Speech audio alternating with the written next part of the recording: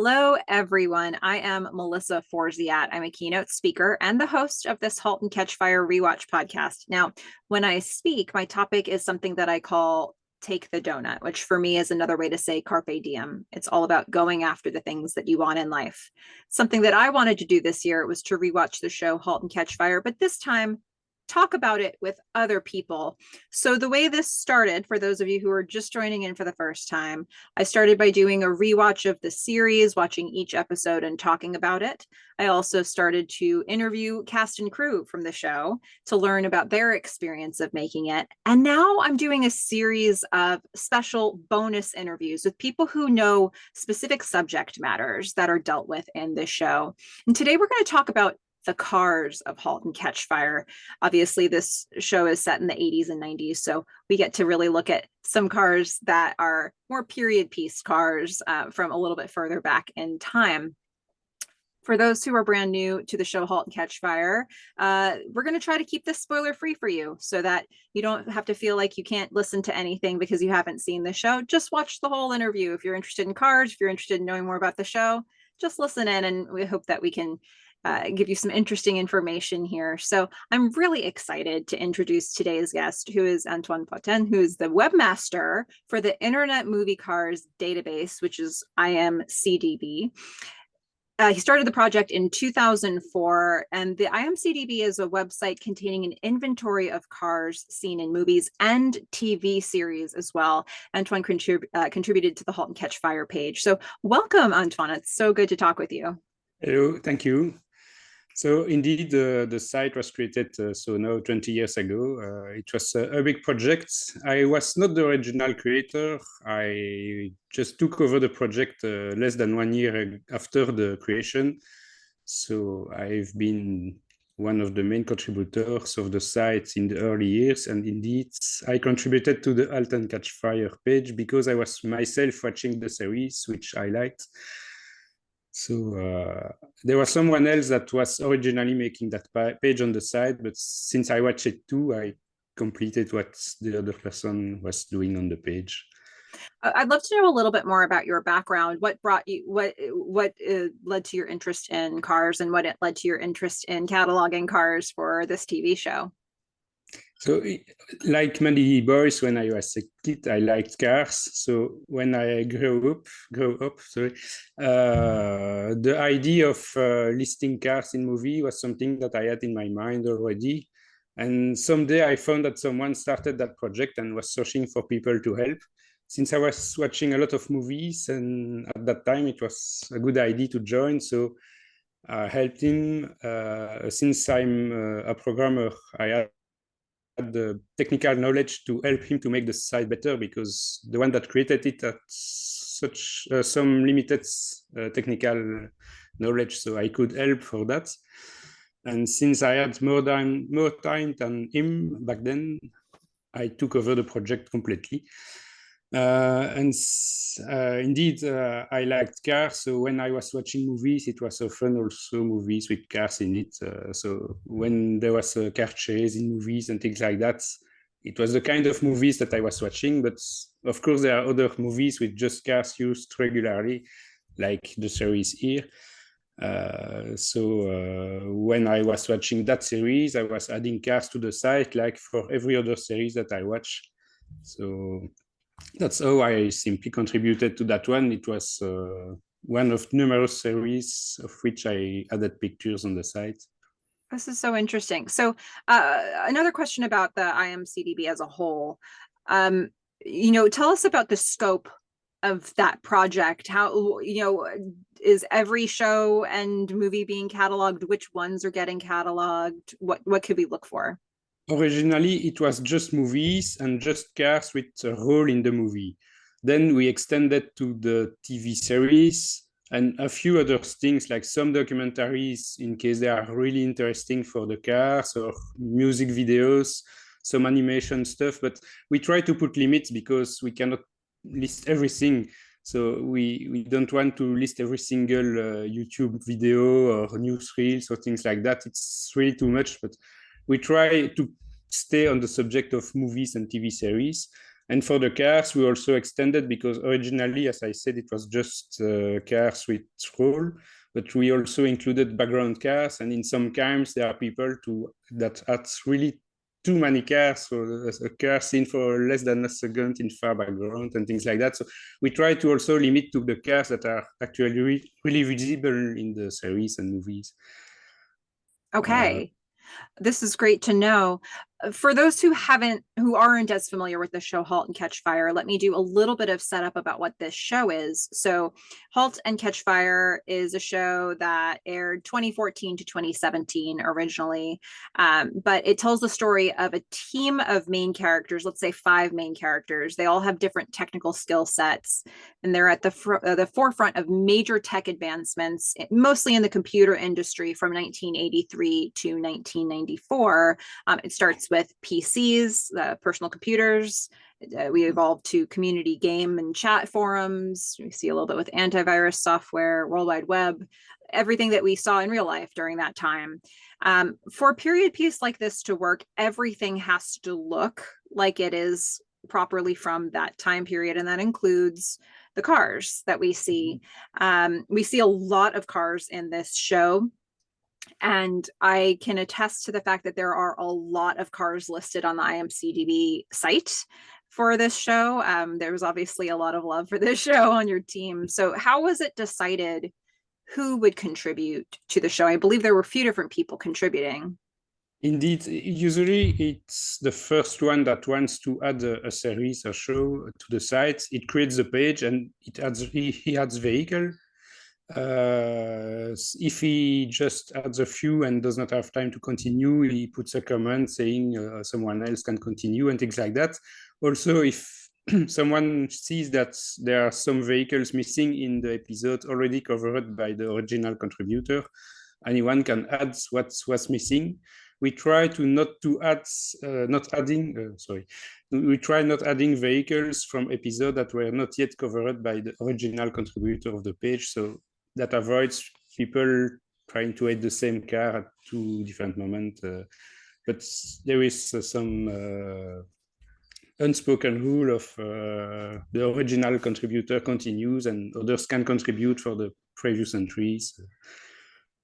Okay, that's really interesting. So there is I was wondering how you sort of, it's a team effort, but you have some unspoken regulations on how you add information. It's somewhat like Wikipedia, where anyone can contribute.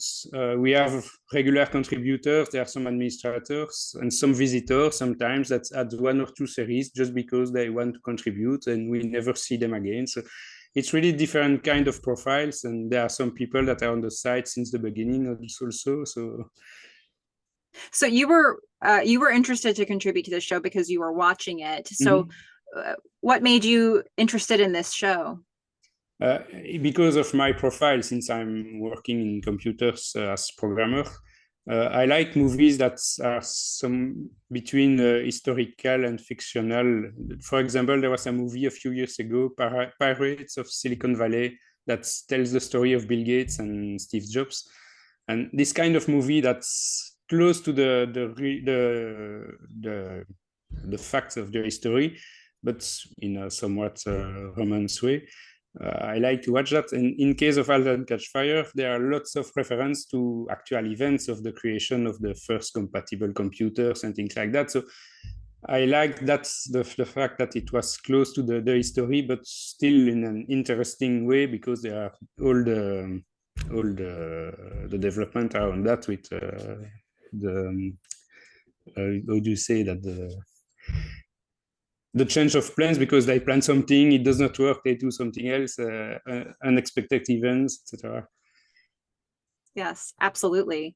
Well, so obviously we're talking about cars. We should show some cars in this interview. So for those listening, Antoine and I discussed before this that we would maybe pick 5 different cars that are currently on the database that are visible on this site. The top 5 cars that Antoine was most interested to talk about, and I've assembled those into basically a slideshow. So I'm going to take a second here and I'm going to put that on screen for us so that we can see that slideshow. So this first car here is actually from the pilot episode. So what was of interest to you about this one?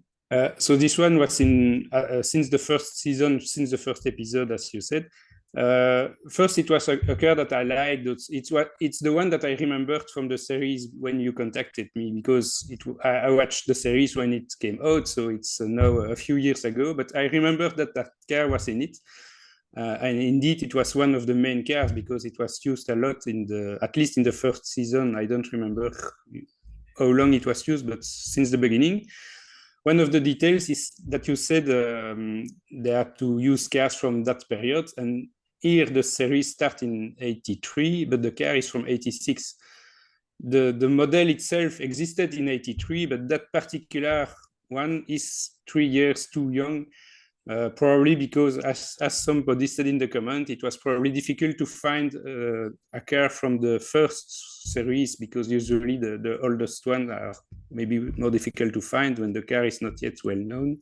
So there are probably more models from the later years, so it was easier to find that one. It's good for the period because indeed at that time someone who wanted a fancy sports car could get that one. So it's a good choice for the character driving it. So it was Joe in this case.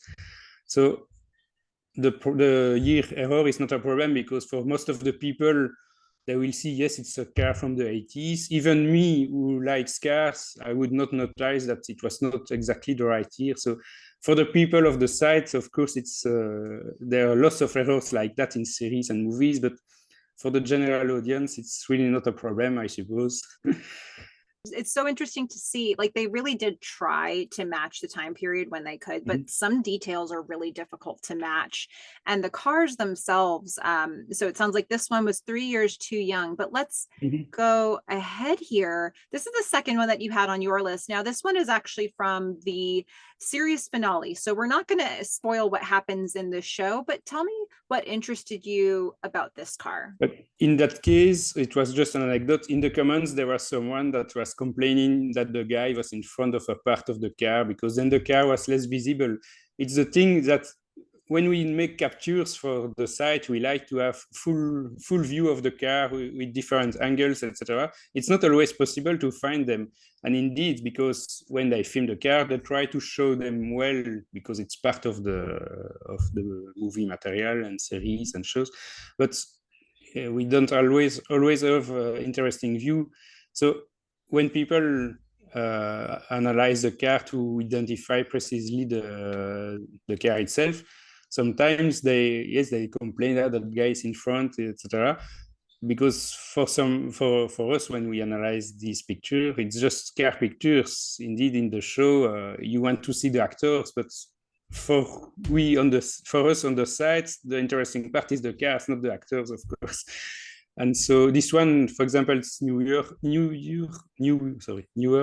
but as you said, it's from the last season, so it was probably correct for the time, because I don't remember when the series, the fourth season is. 1994 would have been around this time. So in that case, there are also cars that were modified by the owners in the time. So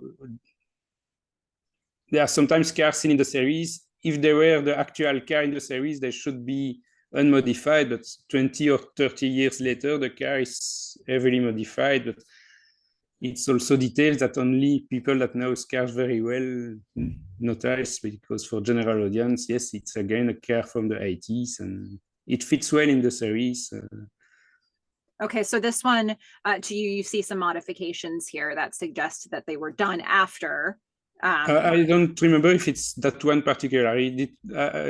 This one was for the fact that there was a guy in front of the car, and there were comments about that. Someone that was saying we could check better such detail. If the guy was not there, it's annoying, it's there. And sometimes you don't have a view. You have part of the car that are not visible at all in the series, but it's the life. We have to try to identify the car with what is visible. Sometimes only one of the part of the car, for example, only the front, we don't even know if it's a coupe or a sedan, and we have to do with what we see. Yeah, Yeah, so challenging, especially when you only get a car on screen for a short amount of time. Yes, this one was in short scene. Unlike the Porsche from the first image, this one was much less visible in the series. Mm-hmm. Exactly. Well, okay, so let's look at the next one. We'll go back to season 1 again. This is actually also from the pilot episode. Yes. Tell me what you're seeing here.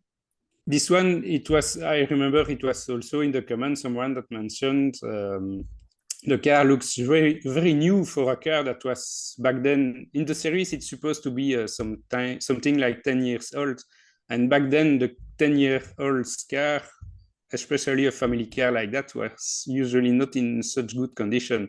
And it's sometimes that we often see in movies and shows, is that all the cars are taken from collectors that have the cars in very good condition, but it's not very realistic to see cars from the 70s and 80s all in so good condition, because in real life you have cars that have dents and rust and are not shiny like new like this. Oh, this is so interesting. Okay, so you can tell, something's been maybe not restored, but taken care of by a collector. Yes, usually the cars that still exist today after 40 or 50 years are cars that slept in garage, or at least that were restored and things like that. Because sometimes you have, of course, old cars that are in bad shape, but in TVs and movies, since they also run cars that run well, usually it's cars that were well maintained. So okay, in too good shape often.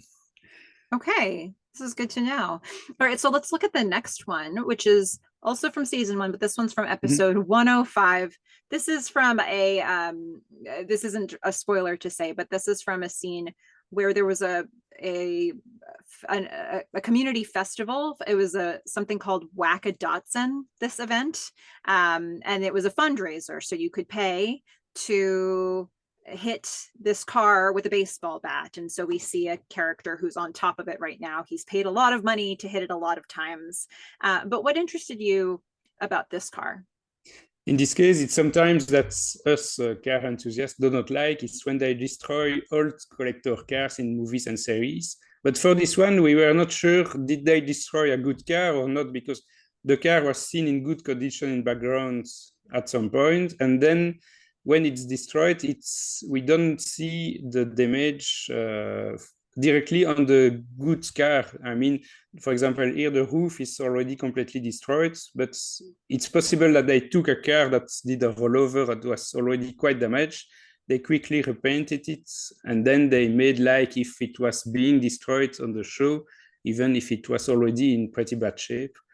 Sometimes they also take cars that are quite rusty and they just paint it and wash it, and it looks good, even if actually the car is just good for being junked.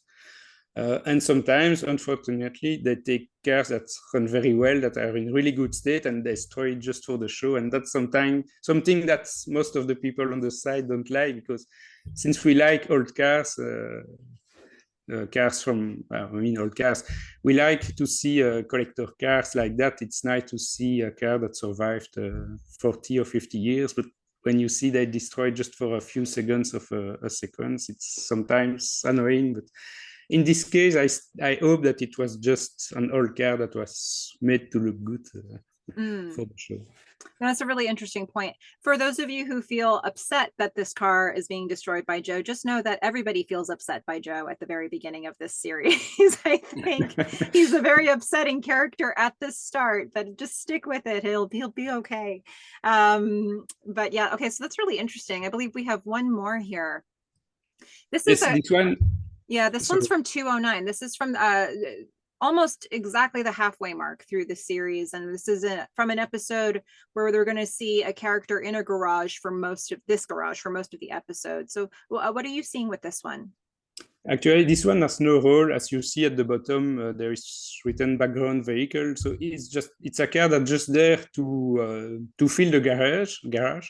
But the interesting thing is that the owner of the car contacted us and left a comment saying, "It's my car. It was also seen in 2 other series, one movie or one series, something like that." So it's funny because the guy probably search for the series and the car model on internet just to see his car, how it appeared in the series. So it's nice to have a feedback from the car owners, and it happens quite often that the car owners contact us for that. In this case, he had 2 cars in the show. The second one was much less visible, so it was not even listed, but it was visible on another car picture. So I added it yesterday or the day before, I don't remember. So it was fun to have a contact from the owner, because indeed, for cars like that, the movie companies just ask for people to rent cars to be used as scenery, in this case, to fill a garage, and sometimes to fill a parking lot, fill a street, because you have to find a lot of cars from a given period. It's not always easy, I suppose, to find these. There are also companies that are specialized in renting cars. There are, I don't remember the names, but there are a few known companies. And so you sometimes see the same car in several shows, because it's the same companies that rents a set of cars of a given year. And sometimes they have several identical cars, which is useful for filming, because when one car breaks down, you have the other one that's identical. Or if you want to do different shots, you don't have to move the camera each time. You can do one shot from the inside and the outside shots with the other car that's identical, things like that. Well, this one was just was not really used, but sometimes they rent cars for the main car is probably also rented from someone, but we of course don't have the information on every car. Yeah. Oh, this is so interesting. And it sounds like it happens fairly frequently that you're contacted by the people who actually. Well, frequently, maybe not, but it happens. We have already many people. There is one example, someone in France that's bought a Rolls-Royce from the 70s a few years ago, and he discovered that the Rolls-Royce was used in sometimes like 20 or 30 different shows, mostly in England. So it's funny, because with the site, we could help him to trace the list of all the shows where his car was used. So it's nice also to be able to help people like that to find information about cars that they actually own, and so sometimes people that want to find who owns the car that they had before and things like that. Yeah, I also like your point that sometimes they needed to get more than one of a car to be able to show it from the different angles, or for practical reasons for shooting. Mm-hmm. I can tell you that from the interviews that I've been doing with cast and crew, I've heard from a couple different people that they, the cars were often, restored and in good shape by people who were collectors, mm-hmm. but that didn't necessarily mean that they should be working. So some cars caught fire during filming. So the executive producer, Melissa Bernstein, had mentioned that more than one car had caught fire in filming. And I believe one of them one of those incidents might have occurred in about midway through season 1. If you remember, there's a scene where there's a car accident, and there are 2 characters in the car, and the car is hit. It's T-boned on the side, and one of the actors told me that car had actually caught fire.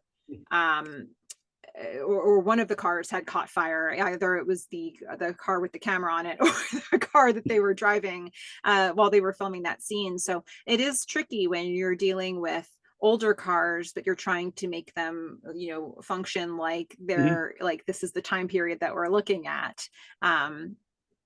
But so interesting. Well, I'm going to stop this share for a moment. Well, we're done looking at that share.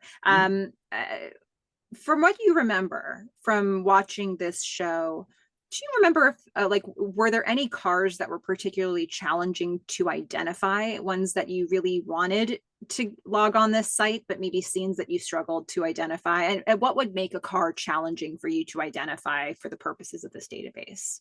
But in my case, since I like cars, but I'm not really an expert on identifying them. So usually when someone like me knows cars, but not that much, we just add what we know as information, and we let other users to comment, to add, for example, the year of the car. for most of the car, I cannot say which year it is. So usually it's other people that will add details. There are maybe some case of the show here, but I don't remember if there was something really difficult to identify. But that reminds me something else about the fact that they use multiple cars. Sometimes they cannot find identical cars, so they just took cars that somewhat look alike, but sometimes it's a different year. There are some trim level, for example, a more luxurious model, a more basic model. So sometimes when we check the different pictures, we see it's not the same car between that scene and that scene. So we have to choose one of the years or one of the model, sometimes even one of the model names, because two cars might look somewhat similar, but are different models. So it happens that we see that they used at least 2, 3, 4 cars like that, just because they are different details on different scenes. It sounds so important that there are many people able to contribute and add information to this site all at once. It's sometimes impressive that you add a few cars and there are people that in the next minutes that already say, it's that year. And sometimes there are people that really can identify like that a car, the year of a car immediately. It's quite impressive indeed. That's amazing. So for you, and this doesn't have to be Halt and Catch Fire, what are your favorite movies or shows in terms of the cars that are in them? For the cars, there was one that's quite important for me. It's the movie Ronin. I don't know if you see, it's from the 90s, I think. It was actually the first movie that I added myself on the site when it was created. And it was one of the movies that gave me the idea, it's a movie with many interesting cars. Well, for me, there were many interesting cars in it, because I think it's an American movie, but it was completely filmed in France. So it was with cars that I know well, but they were quite unusual for American audience, I suppose. So it's one of the movies that the first one that I added. So I remember that movie mostly for that also. And then there are, of course, movies like lots of cars movie like Fast and Furious, or the Gone in 60 Seconds. There was with Nicolas Cage also a movie, and it was a remake of another movie from the 70s, which feature a lot of cars. It's what that movie, it was the sequel of that movie from the same director, I don't know.